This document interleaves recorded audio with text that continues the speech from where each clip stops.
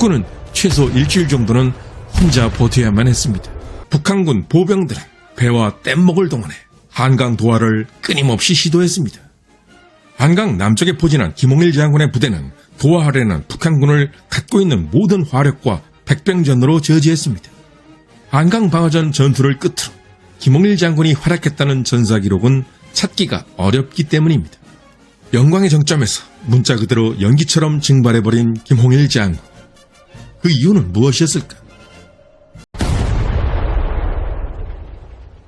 1950년 6월 29일 대한민국의 상황은 그야말로 사망 직전이었습니다. 3일 만에 수도 서울이 북한군의 수중에 떨어진 것도 충격이었지만 너무나 성급했던 한강 인도교 조기 폭파로 인해 한강 이북에서 싸우던 4만 명이 넘는 국군 주력 부대가 와해된 상태. 거기다 국군의 수장인 최병덕 총참모장까지 해임되는 등 국군의 상황은 정말 암담했습니다. 그러나 메가더 장군의 결심으로 인해 트루먼 대통령의 지상군 참전 승인이 없었음에도 미 공군의 공중 지원은 시작된 상태. 하지만 문제는 지상군이었습니다.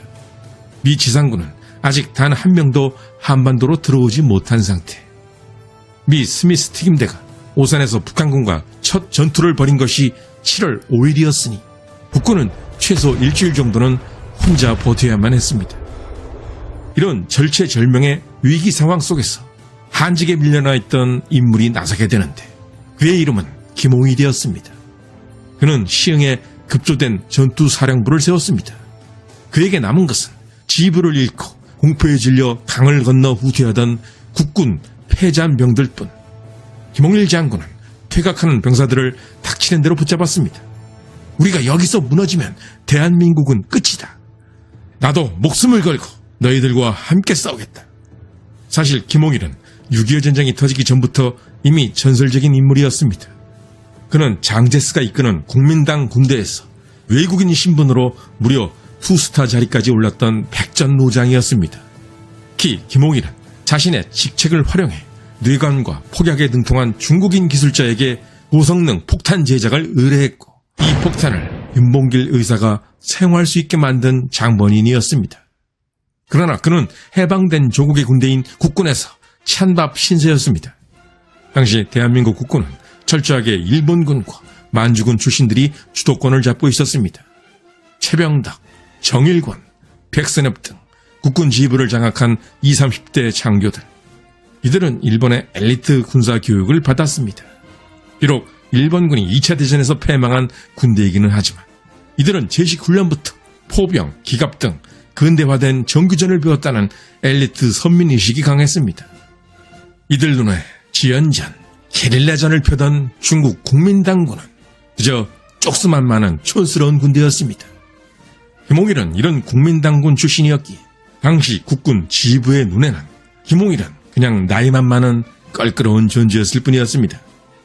결국 그는 군 내에서 가장 많은 실전 경험을 가진 존재였음에도 육군 사관학교 교장이라는 비전투 직책으로 겉돌고 말았던 것입니다. 1950년 6월 28일 서울을 점령한 북한군. 이때만 해도 북한군은 단 하루면 한강을 건널 수 있을 것으로 생각했을 것입니다. 그러나 북한군이 한강을 넘은 것은 서울을 점령한 지 6일이나 지난 1950년 7월 4일. 서울은 3일 만에 점령했는데 정작 한강을 건너는 것은 6일이나 걸린 셈이었습니다. 이런 차질이 빚어진 것은 북한군 스스로의 치명적인 실책 탓이 컸습니다.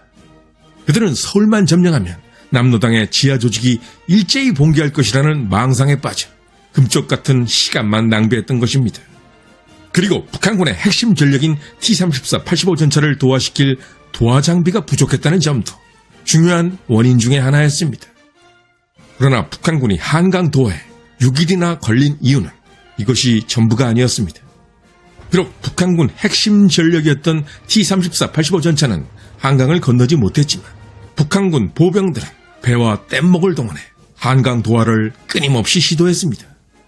한강 남쪽에 포진한 김홍일 장군의 부대는 도하 아래는 북한군을 갖고 있는 모든 화력과 백병전으로 저지했습니다. 김홍일 장군은 중국 대륙에서 일본군과 수없이 많은 전투를 치러왔습니다. 특히 지연전에 있어서는 국군 내 최고의 권위자였습니다.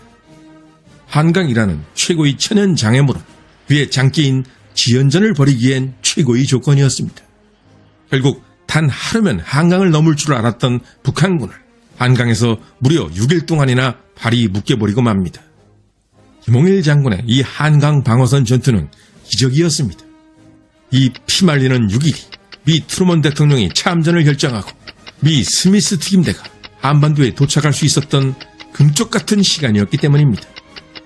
그러나 이후에 벌어진 일은 우리들을 어리둥절하게 합니다. 한강 방어전 전투를 끝으로 김홍일 장군이 활약했다는 전사 기록은 찾기가 어렵기 때문입니다. 영광의 정점에서 문자 그대로 연기처럼 증발해버린 김홍일 장군.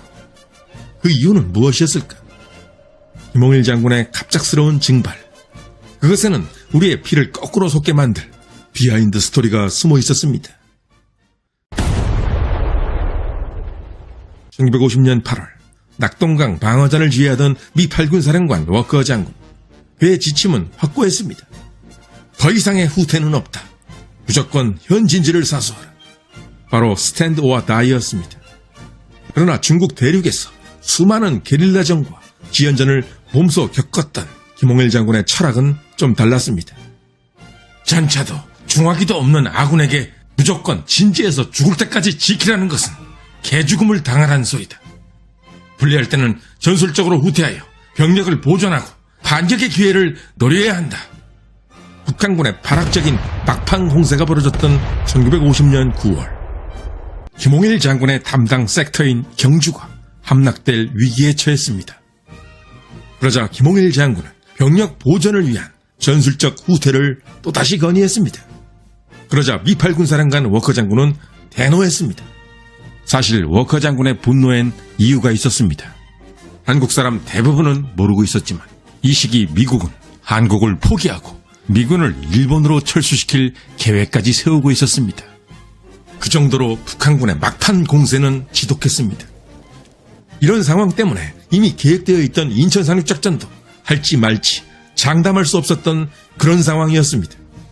그런 급박한 상황은 모르고 전술적인 후퇴를 건의한 김홍일 장군에게 워커 장군의 분노가 폭발하고 말았던 것입니다. 게다가 당시 미군 지휘부는 중국 국민당군 출신이라는 점에 심각한 편견이 있었습니다.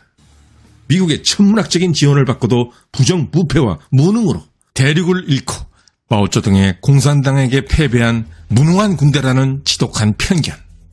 설상가상으로 평소 김홍일 장군을 껄끄러워하던 국군의 젊은 수뇌부들은 김홍일과 미군과의 마찰을 기회라고 생각했습니다. 일본 육사 출신으로 엘리트 선민의식에 빠져있던 그들은 자신들보다 훨씬 나이가 많고 통제하기도 힘든 대선배를 눈에 가시처럼 여겨왔습니다. 결국 국군 지휘부는 미군과의 갈등을 구실로 김홍일 장군을 해임했습니다. 1950년 10월 초 메가더 장군의 인천 상륙작전이 성공하고 국군이 북진의 빵빠레를 울리며 모두 다 평양으로 향할 때 김홍일 장군은 국군의 북진 대열 그 어디에서도 찾아볼 수가 없었습니다. 곧 벌어지게 될 중공군의 대대적인 개입을 생각하면 이는 정말로 안타까운 노릇이었습니다. 중공군의 게릴라 전술과 꽹과리 소리로 대표되는 심리전, 그리고 그들의 은폐술, 이 모든 것을 뼛속 깊이 알고 있던 유일한 인물, 그런 인물이 정작 최전선에 없었던 것입니다.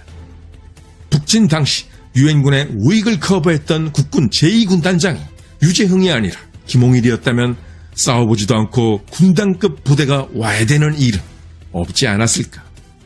가장 절실하게 중공군 전문가가 필요했던 그 순간 김홍일은 후방으로 밀려나 있었고 국군과 미군은 중공군에게 처참하게 무너지며 중공군 트라우마의 악몽에 빠지고 말았던 것입니다.